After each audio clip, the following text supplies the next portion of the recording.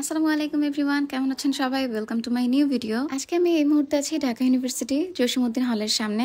কারণ হচ্ছে গত সপ্তাহে এখানে একটা পিৎজার দোকান উদ্বোধন হয়েছে, যেখানে কিনা আপনি লাইভ পিৎজা এনজয় করতে পারবেন। এন্ড বলে রাখছি, আমাদের ক্যাম্পাস এরিয়াতে কিন্তু এটাই প্রথম। যাই হোক, ক্যাম্পাসের এত এত জায়গার মধ্যে হলপাড়া কিন্তু খাবার দাবারের জন্য আমাদের খুব পছন্দের একটা জায়গা। আর এখানে পিৎজার দোকান হয়েছে, আর আমি টেস্ট করবো না তা তো হতেই পারে না। যাই হোক, আজকে আপনাদেরকে সাথে নিয়ে টেস্ট করবো। যদিও এখন আপাতত শুধু আমিই খাবো আর আপনারা জাস্ট বসে বসে দেখবেন। Sorry, joking. আচ্ছা, কাজের কথায় আসি। এখানকার পিৎজাগুলো 6 ইঞ্চির, 9 ইঞ্চির এবং 12 ইঞ্চির। আপনি 150 টাকা থেকে এখানে পিৎজা পাবেন, এবং উপরে যেতে চাইলে 550 টাকা পর্যন্ত আছে। আর ওনাদের কাছে এখন পর্যন্ত আপনারা 9 ধরনের পিৎজা পাবেন। তো যেহেতু প্রথম দিন গিয়েছি, আমি পছন্দ করেছিলাম ডিও লাভার্স, যেটা ওইটার 12 ইঞ্চি একটা পিৎজা, এবং ওইটার প্রাইস ছিল আপনার 280 টাকা। আপনারা যদি অন্য কোথাও লাইভ পিৎজা ট্রাই করে থাকেন, তাহলে আমি শিওর যে আপনারা জানেন এটা খুব স্টুডেন্ট ফ্রেন্ডলি একটা অ্যামাউন্ট লাইভ পিৎজার জন্য, তাও কিনা সবচেয়ে বড় সাইজটা। আর প্রাইসটা এর থেকে কমাতে চাইলে আরো হয়তো ওনাকে কোয়ালিটির সাথে আপোষ করতে হবে। যাই হোক, খাবার কেমন হয়েছে সেই রিভিউ তো আমি পরে দিচ্ছি, আগে আপনাদেরকে প্রসেসটা দেখাই। তো যেমনটি স্ক্রিনে দেখতে পাচ্ছেন, প্রথমে ভাই একটা আটার ডো নিয়ে নিল পরিমাণ মতো, এবং সেখানে ভালো করে ময়দা মেখে দিচ্ছিল। And one thing I notice that উনি কোনো গ্লাভস ইউজ করে নাই। আসলে আমাদের ক্ষেত্রে ব্যাপারটা এরকম, আমরা না দেখে অনেক সময় অনেক কিছু খেয়ে ফেলি। না দেখলে খারাপ লাগে না, বাট দেখলে একটু দৃষ্টিকটু লাগে ব্যাপারটা। যাই হোক, ওনাকে আমি বলেছিলাম যেন নেক্সট টাইম থেকে ওনারা গ্লাভস ইউজ করে। বন্ধুরা, সাউন্ড পলিউশনের জন্য আমাকে মাফ করে দিন। মাহফুজ বলে যে এটা একটা হাউকাউ ফ্যামিলি, সো অবভিয়াসলি নয়েজ এখানে থাকবেই। এনিওয়ে, একটা পিৎজা ওনারা রেডি করে ফেলেছে। এটা আমার পিৎজা না, এটাকে এটা এখন ডেলিভারি দিয়ে দেবে। অ্যান্ড আই ডোন্ট নো এটা কোন পিৎজা। তো ওনাদেরকে 2টা ডিব্বা করে মেয়োনেজ। যাই হোক, ওনাদের পিৎজা নিয়ে আমি কেন কথা বলতেছি, পর ওনাদের পেট ব্যথা করবে।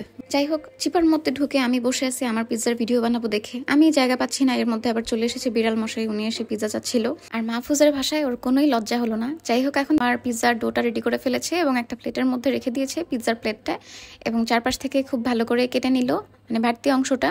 আর আমি যখন দোকানের মধ্যে ঘুরঘুর করছিলাম, তখন শান আমাকে বলছিল, তুমি তো দেখি আসলেই ফেরিওয়ালার দোকানের মধ্যে উঠে যাও, এখন আবার এই দোকানের মধ্যে ঢুকে গেছো, পারলে ওনার মাথার উপরে উঠে যাচ্ছ। যাই হোক, আমার পিৎজা বানানোর মধ্যে উনি আরো 2টা পিৎজা ডেলিভারি করে দিল। উনি খুবই স্পিডে কাজ করে, আর বানাতে আসলে খুব বেশি সময় লাগে না। একটা পিৎজা বেক হতে মেবি 10 থেকে 12 মিনিটের মতো সময় লেগেছে। আর এখন আমার পিৎজাতে উনি চিকেন দিয়ে দিচ্ছে, উপরে একটা সসের প্রলেপ দিল। চিকেনের মানে পোর্শনটা মোটামুটি ভালোই ছিল, আমার মনে হয়েছে যে না, ভালো হয়েছে এই বাজেটে। আর খুব ইভেনলি, মানে খুব ভালো করে সমান করে প্রত্যেকটা অংশে চিজ দিয়ে দিল। আর এটা কিন্তু খোলা চিজ না, গ্রেট করে রেখেছে। এটা হচ্ছে প্যাকেট করা, আপনার যেই সুপার শপে যেই মোজারেলা চিজটা পাওয়া যায়, এটা হচ্ছে ওইটা। এই চিজ নিয়ে আমার একটা করুণ কাহিনী আছে। আপনারা যারা আমার পাস্তার ভিডিওটা দেখেছিলেন, চিজ পাস্তার, তারা জানবেন। যাই হোক, অনেক সিরিয়াল লেগে গেছে এখানে। ভাগ্যিস আমি আগে আগে আসছিলাম, তো আমার পিৎজা অলমোস্ট হয়ে গেছে। আমি ঘুরঘুর করতে করতে এখন আমার পিৎজা নামানোর সময় হয়েছে, এবং কত ভালো মতো পিৎজাটা বেক হয়েছে। আর উপরে যে কালো কালো একটা কিছু দেখা যাচ্ছে, এটার নাম আসলে আমি জানি না এটা কি। যাই হোক, ওটাও দিয়েছে।